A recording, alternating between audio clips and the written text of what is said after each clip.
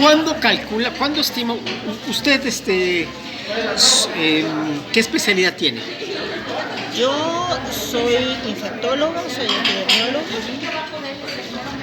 y pues me he dedicado sobre todo antes de la COVID al SIDA. Al SIDA. SIDA, pero cuando llegó la COVID, entonces pues obviamente había que volcarse. Oiga, ¿cuándo calcula usted que habrá una nueva pandemia? Muy difícil saber eso, o sea, lo que sí podemos saber es que va a haber. Es que va a haber, por todos estos elementos que estábamos hablando, por las capacidades de los virus de adaptarse, por la intrusión que los seres humanos seguimos haciendo a la naturaleza, porque el contacto con los animales se establece de forma diferente.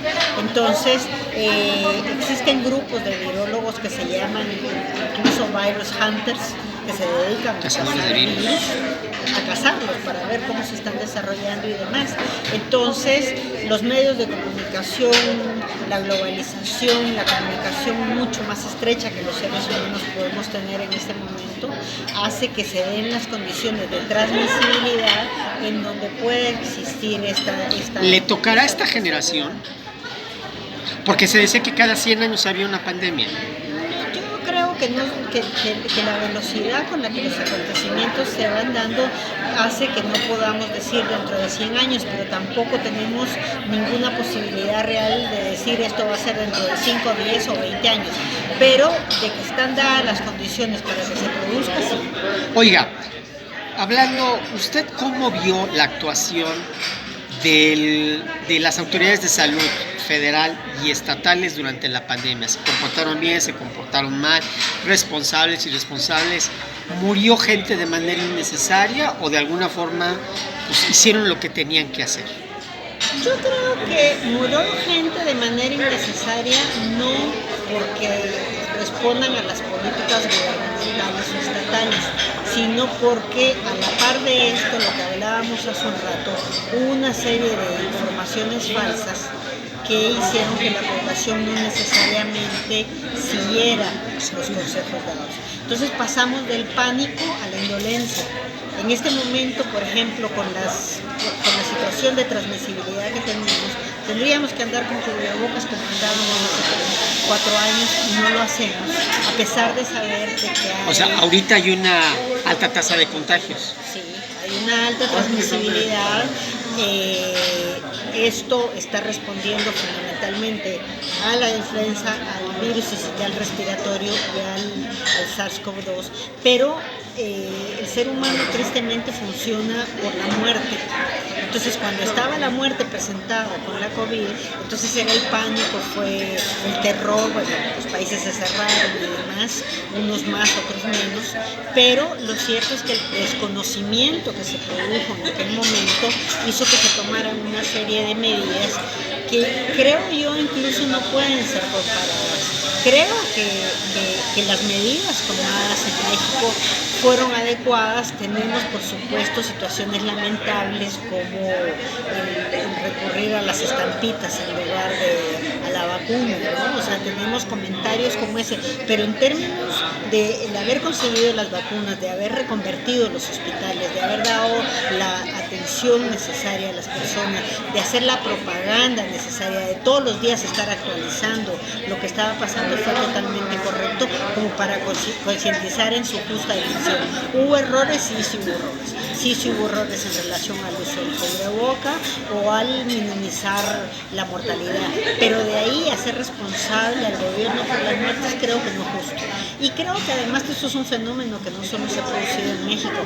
En todos los países la oposición de quien esté ha señalado que no fue correcta la administración de la pandemia. ¿Algo que quiera agregar, doctora?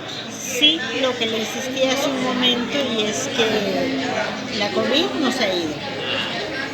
Las infecciones respiratorias siguen matando gente y creo yo que por lo tanto es muy importante importante el no bajar la guardia. Sabemos cuáles son las medidas, las conocemos hasta el cansancio, del uso de cubrebocas, de la ventilación de los espacios, del lavado de manos, el uso de gel, el proteger sobre todo a las poblaciones vulnerables, porque es cierto que los cuadros que en este momento dan son muy leves, pero esos cuadros leves para las personas con comorbilidades en los extremos de la vida los matan. Doctora Indiana Torres, muchísimas gracias. Se convierten en zoonosis. ¿Qué quiere decir eso? Que necesitan un huésped intermedio para llegar al humano. Entonces, estos coronavirus han venido afectando a través de diferentes especies de vacas, de dromedarios, en general mamíferos, ¿sí? Entonces, el primer SARS que estuvo presente en el año 2004, por eso el de la COVID que conocemos ahora es SARS-CoV-2 porque es el segundo, el primer SARS que afectó a los humanos en el año 2004 tuvo una letalidad, es decir, por cada 100 personas que se morían, casi la mitad que se infectaban, casi la mitad se moría. Ese fue el pánico que tuvimos frente a lo que sucedió con la pandemia pasada. Después de esto que sucedió en el 2004, nuevamente un nuevo coronavirus que se conoce como MERS apareció, pero ahí el animal intermediario fueron los dromedarios, y esto se afectó sobre todo en los países árabes. La letalidad, es decir, la cantidad de muertos que hubo entonces fue menor que la que se presentó con el SARS-CoV-1. ¿El CoV-1 en dónde dio? En China y en los países asiáticos. Entonces, ¿cuánta gente murió más o menos? No tengo el dato exactamente. ¿Por qué no llegó tanto a México? Porque se contuvo, porque las medidas que tomaron en ese momento finalmente contuvieron. O sea, el comportamiento de todos estos virus no es nuevo. Por eso todo ese señalamiento de Trump de que era producto chino y de que había que... Es absurdo, eso es no conocer de virología. Nosotros tenemos virus de la gripe aviar, que también ha tenido impacto inicialmente en China, que han salido para todo el mundo. En México mismo, en los últimos meses, ha habido una cantidad enorme de animales eliminados, de aves eliminadas, porque ese virus primero estaba dentro de los aves migratorias, posteriormente pasó a las aves de corral.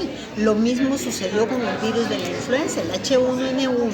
En un primer momento, los correceptores que tenía el virus estaban dados a las aves migratorias, después pasó esos correceptores a las aves de corral, que resulta que compartieron también esos correceptores con los cerdos. Cuando el H1N1 en el año 2009 en México causó problemas, fue porque ese correceptor fue pescado por los animales y compartido con los humanos. La influenza, ese virus, ¿qué letalidad tuvo? El SARS, el virus de la influenza, mucho menor que la COVID que tuvimos hace 3 años. Entonces, bueno, vuelvo al coronavirus. Entonces, cuando